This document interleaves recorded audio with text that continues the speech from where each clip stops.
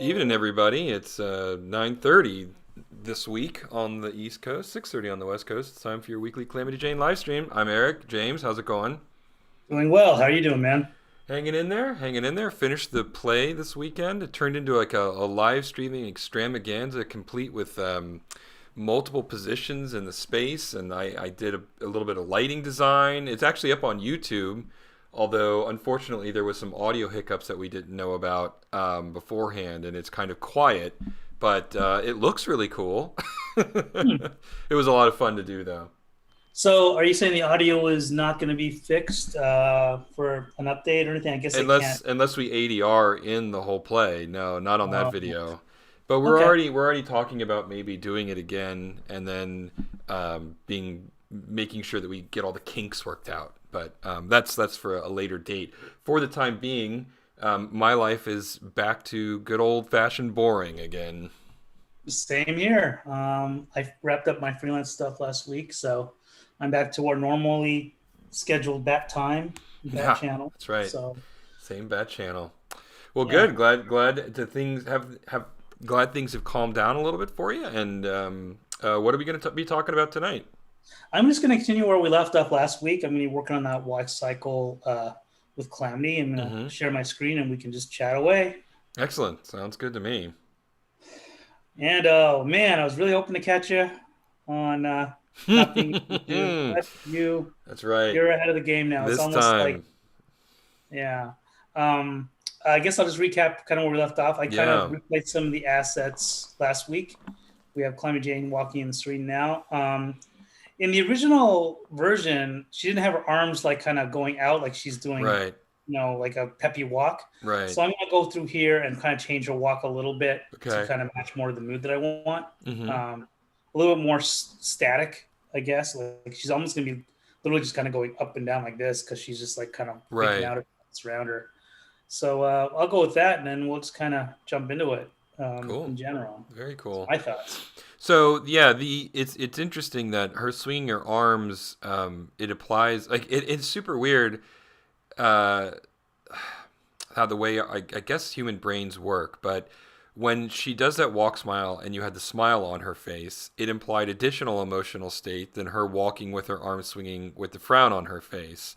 And Hmm. then walking with a frown on her face with her arms down implies yet a different sort of mental state. And it's interesting because really nothing has changed. Calamity, as much as we would love her to be real, is ultimately a cartoon, and we are projecting our own experiences in terms of reading body language and face language and that kind of stuff, Yeah. and inferring a mood on top of what is otherwise some purplish pixels on a screen. Oh, James, you're muted. I'm trying to mute out because my phone's ringing in the background. That's why. Oh, I got you. I got you. Could you even hear it? A little bit, yeah, but it's not too bad. Oh man, it's like loud over here. It's like, oh man, my ringer's way too high. Oh, okay. Anyway, yeah. To talk about her arm swing, yes, it does change. It is kind of a weird juxtaposition to see her kind of frowning with a peppy walk and her arm swinging wildly about, kind of, Mm-hmm. Mm-hmm. So I've got to just kind of tweak it a little bit. Yes, so that's what I'm attempting to do. Very Kind of getting a interesting. feel for this. I mean, I have 20 frames of animation here, but Mm-hmm. they're all on twos pretty much. But I have this large gap here, and I think what happened is last week I was kind of trimming it down to kind of fit within a less amount of time. But I do like 20 Mm-hmm. as a feel, but it's kind of hard to tell right now because when I play it real time, my computer's kind of chuggy. Mm-hmm. Mm-hmm. So this is going to be kind of more of a feel thing. So what I'm going to do is I'm going to stick with it being on twos. And what I mean is, here's a frame here on frame one. Then Mm-hmm. it's this right here, this whole row or column, and there's no dots, which implies that it's empty and it's just relying on the frame with the dots here. Got So it. So a dot is a keyframe and the yes, square is nothing. yeah, and it's nothing. So in other words, this dot, these sets of dots here on frame three Uh-huh. is a held frame for X amount of frames all the way until the next dot right here. Right, right, right. So I was monkeying around a little bit last week, and I pushed some frames around, and I need to kind of stick with my original plan, which was to go on two. So I'm going to take Mm-hmm. all my dots and pull them in. Over Takes to a frame second. 4. Yep. And this has to wait a little bit. And of course, then it kind of crashes for a second. And there we go. All right. Okay. So yeah, I'm going to trim this down. It looks like it's going to be roughly 16. 16 frames, which is Yeah. still good. That's an even number of frames, so I don't mind that. Now I'll start working on arms. I just wanted to mathematically in my head. I just want to make sure I'm kind of on something even to kind of work on a cycle and keep it consistent. Um, That makes sense. That makes sense. yeah. So that's the plan. Cool. Um, yeah. So now that you're done with your play, Yeah. you are kind of. Are you actually? You're not actively looking for another play to do, right? I mean, you're just kind of on Yeah. For call. me, it's sort of. I'm with the same group of people. Somebody's theater. Mm-hmm. We're kind of a theater troupe, and so we don't. It's not like we have a single theater that we play at. Um, and I kind of fell in with them. They're people that I knew outside of it, and one of my friends, who's in the company, she said, "Hey, do you want to be in this thing that we're doing?" And when she offered it to me, I assumed that it was just going to be a minor background character or maybe a stagehand to help move set pieces around. Mm-hmm. And it turned out to be 3 roles, one of which was a major character. And I have done improv for many years, so I don't have a problem being on stage. I don't have a problem performing in front of an audience. But I've never done scripted performance before. Mm-hmm. So it was the first time I'd ever done it. And I did, I think, well enough. I got a lot of compliments, so I'm not going to throw those in the garbage. And they liked me enough that when they did this Valentine's Day show that we put on yesterday, they asked me to come back. And in this one, I played a robot that uh, um, is sort of like an Alexa style character. It's Mm-hmm. sort of like Alexa if Alexa had a full body and head motions similar to Data from Star Trek: The Next Generation. Mm-hmm. Um, I got a pretty decent compliment from my performance. One of the staff who works custodial at the theater. Afterwards, he ran into me and he said, I couldn't believe it. I thought you were that robot. Your movements were so perfect, and it was crazy." And I'm like, "Oh wow, okay, cool, thanks." Okay. Yeah. Yeah, I don't know if playing a robot is really that impressive or not. I honestly don't know. The hardest part for me was when I started working on the character. I tend to talk with my hands a lot. Yeah. Yeah. Um, and we really wanted to keep the character calm and still to contrast with the sort of nervous energy of the character I was playing against. Mm-hmm. And so it really took a lot of training to force myself to not speak with my hands over the course of the play. Yeah. I'm glad it was like only a 10-minute play because I don't think I could have done it for longer than that. So it's on YouTube. So Yeah. they have tickets, right, for to watch a stream live, Well, right? so things changed for us, and we lost our initial venue space. And we went to a new venue space, which is a theater that I volunteer at. I teach improv at it. I run the tech booth up over there. It's called mixeddeity.com in Atlanta, or Mixed Deity, and you can find out more about it at mixeddeity.com. It's a sort of a creative art club. You pay $15 a month, and you can do like meet and greet with other artists. You can rent the space out for cheap. I teach a class there, so I get some discounts. And if you're a member, you get to take my class for free, that kind of thing.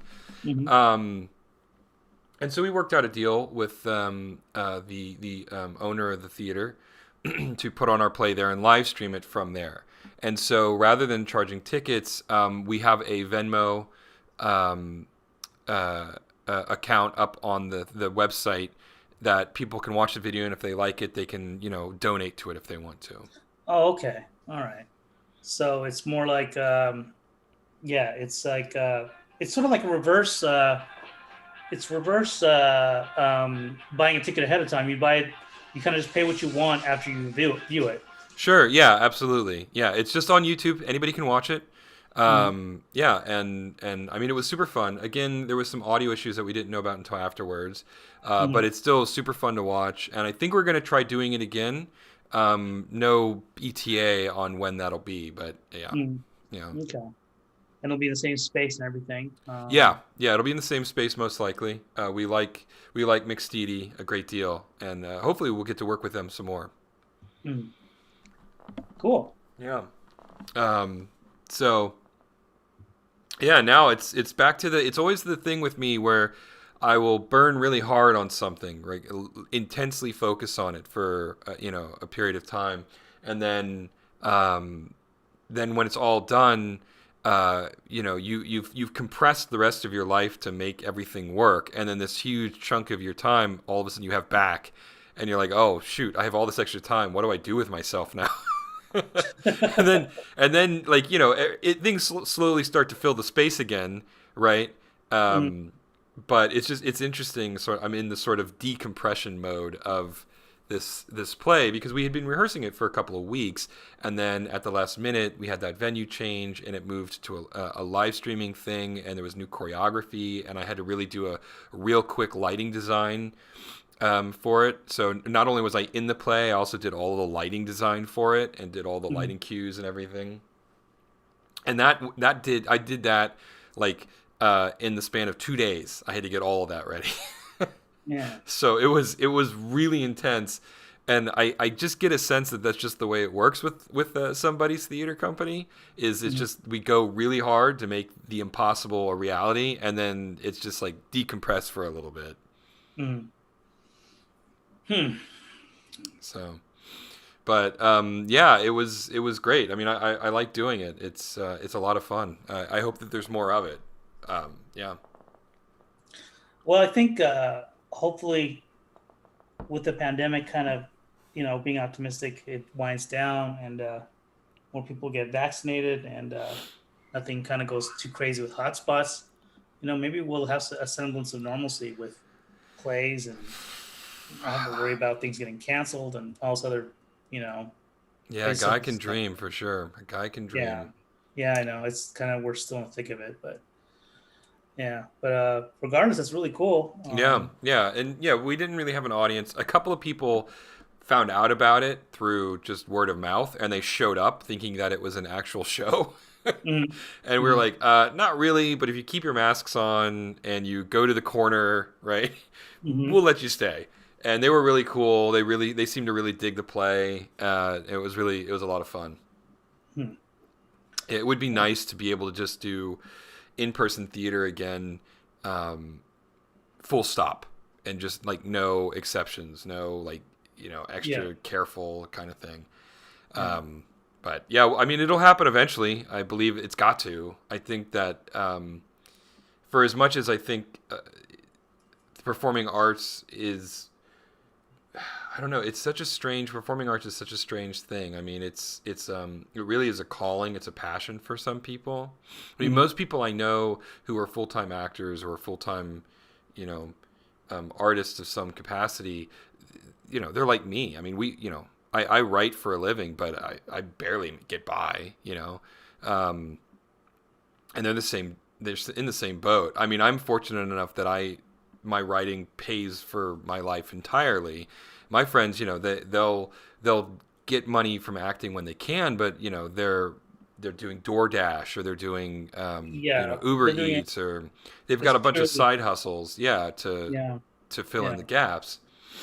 And it's interesting because it, it it's, I think it's valuable work to be doing, but it's just weird how, and I really wish I knew, like, is there too many people wanting to do this with not enough jobs? Is there just a lower value placed on these types of jobs culturally? What is the reason why someone can get a degree in engineering and then they make 6-7 figures a year or something? I'm being a little bit hyperbolic. hmm, But then my friends, they choose to do acting, and they can't, that they can't sustain themselves on that in a lot of instances. hmm, And it's, I don't know that anybody's saying it, but like I feel like that there's an instinct that there's more innate value in an engineer than in an actor, and I don't know. I don't think that that's necessarily the case. Um, I think they serve different purposes. I think they're both extremely valuable purposes, and and if someone is judging like that, like an engineer is more valuable than an artist, like based on what metrics are you signing that to, right? Yeah, So I have a perspective on this too. yeah. Being with my parents being from India, um, I went there. I went there about every 5 years as a kid, Mm-hmm. um, spending summers there and stuff like that. Uh, and as I kind of started going into art and starting, trying to study approaches to art. I mean, obviously here in the U.S. we have a more of a Western perspective on how art is based primarily. It feels like with the European, we pretty much borrowed a lot from Europe when it comes to art and how we look at it. We Mm-hmm. usually kind of keep it separate in a way. We put it in a museum and we study it. Mm-hmm. Whereas if you go to the Asian side of things, and not completely everything, and I'm being very broad brushed about this, in Asian culture, especially in India, artists were had a function in society, meaning they were creating religious icons and religious paintings and stuff for Mm-hmm. religion. So Mm-hmm. Mm-hmm. whereas in Europe, artists were doing art and being paid by patrons, Mm-hmm. in India, and I think with China too, there was functionality with the art. Like you were an artisan meant like you were just like an equivalent to a plumber or something like that. You're doing the art because that needs to be done. It's part of it's a it's integrated into society in a different way. Whereas here in the U.S. and Western side, we're appreciating it, and there's more of an it's more of a commentary thing or more of a passion thing than it is a functional thing.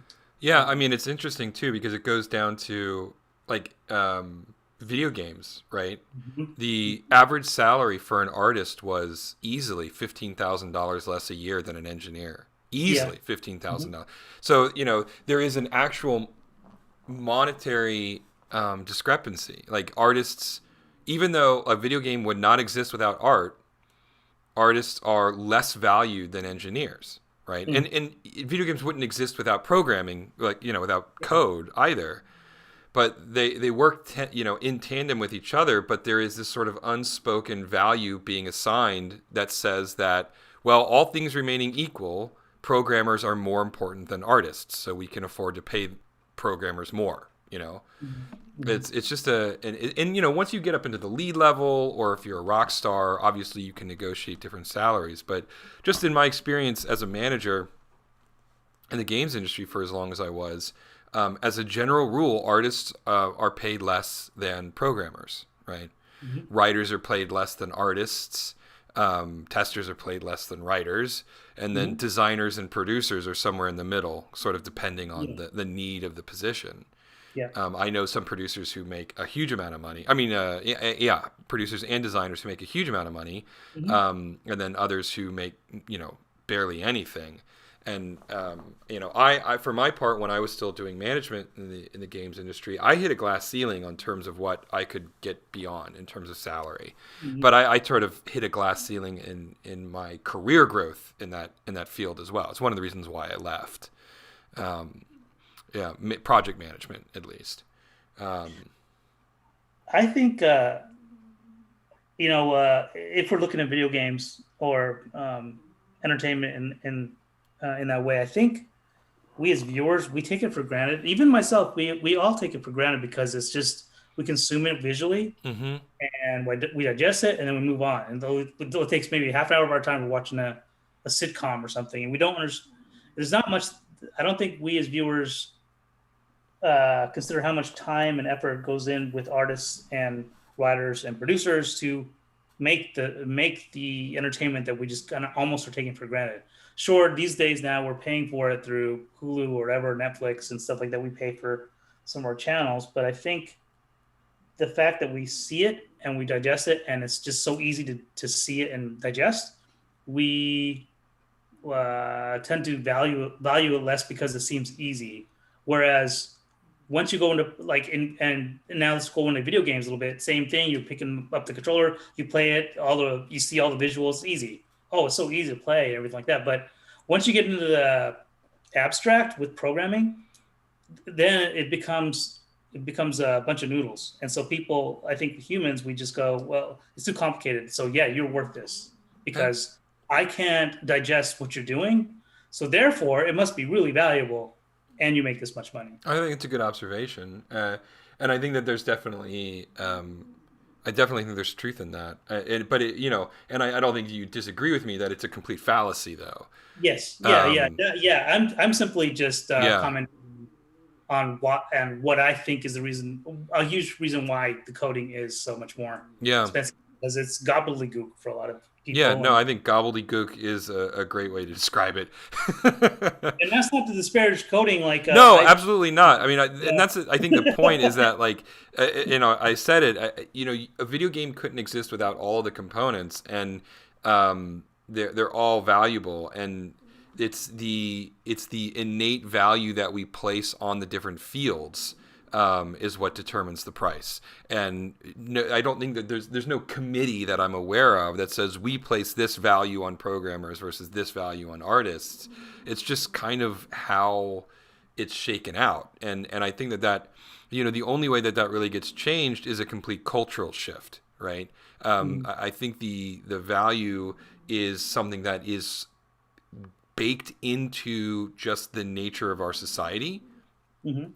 and short of that changing, I don't think that you're going to see a disparity shift until our culture, all of us, or if at all, it suddenly decides, no, we really value art and we hold artists to a very high esteem, right? Then I suspect you'll see some shifts in that, right? Yeah, yeah, but But yeah, I think we're a ways off for that ever happening because yeah, at the end of the day, if you're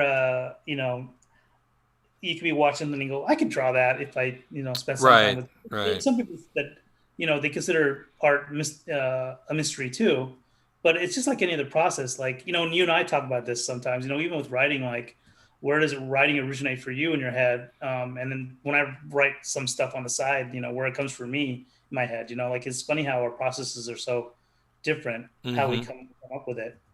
Um, yeah, but absolutely, yeah, yeah. yeah, It is, yeah, I don't know. There's no. I don't have any takeaway. I don't have any solutions. I don't even know that there's anything wrong, right? I mean, I no, just think it yeah, is what it is, and um, would I like it that my actor friends could like act full time and not have to do DoorDash and do all of these sort of kind of low paying grunt labor to fill the gaps in their income? Yeah, I would love that, but it is just not what's in the cards right now. And maybe things will change, but I don't know. yeah, I yeah. mean, I because thought yeah. yeah, because like this play that I did yesterday, it was almost 10 people working almost every night for 3 weeks and working really hard and for a product that lasted approximately 1 hour. you know, and we didn't get paid for any of it. I mean, obviously any volunteer money that we get is wonderful, or donations, not volunteer money. Any donations that we get is wonderful, and we truly appreciate. But we didn't do it for that. We did it for the love of that performance. Yeah, yeah, yeah. That's what it comes down to. I mean, it's all about passion. I mean, Yeah, days. I love the subtle head bob that you've got going with Calamity there. Thanks. Yeah, she's already. I mean, she's already kind of better. She's closer to what I was hoping for this shot. Mm-hmm. Yeah, I know it's kind of chunky, but yeah, it's feeling better already. Um, the getting rid of the arm movement really helped. Yeah, Now, no, it did. It changed her, and we, right at the top, I was mentioning this. It's the amount you swing your arms mhm. changes your entire body language. Yep, yeah, yeah. Um, I almost want to. I mean, now I'm being, usually in animation, you want to really push things from one way to the other. In this particular case, I'm actually pushing farther. to more of a conservative approach for her walk, where she's even more timid looking. I mean, she's closer than she was at the beginning of our stream, so yay for that. But For sure. I'll probably step away from it for a little bit and come back to it and kind of tweak it a little bit more. But yeah, it's getting there. So yeah, just kind of taking the lay of the land. We have some of this kind of blocked in now. And yeah, it's super chuggy, but whatever. Once you render it out, then it'll look really good. Yeah, that's the hope. It's always the hope. Yeah, yeah.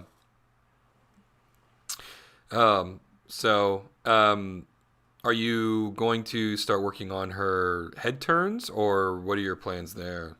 Ah, so from the start of this endeavor that I wanted to kind of do some 3D. And so there's a part of me that wants to do that head turn in 3D and then render it flat to kind of, blend in with the rest of the show.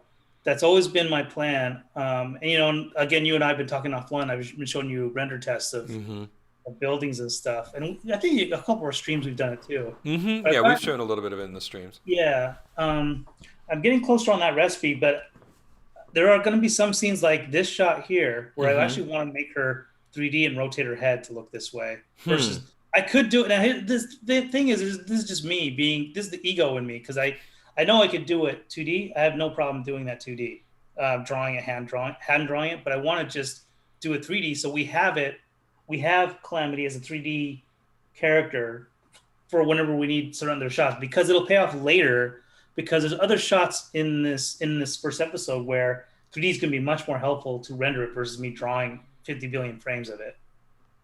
So I'm trying to future-proof it a little bit. So I'm kind of torn, because I could do it. I mean, I could start, like for next week's stream, I could start doing the head turn. Not to sound cocky, but I could. I'm not worried about it. But so would you build out Calamity in 3D completely first before you started doing that? And I guess my larger question to you, if you take the time to build out a 3D model of Calamity, then why wouldn't you just use that for every shot? That's my question.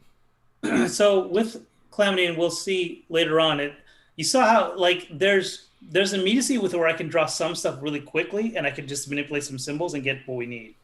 So that part's great.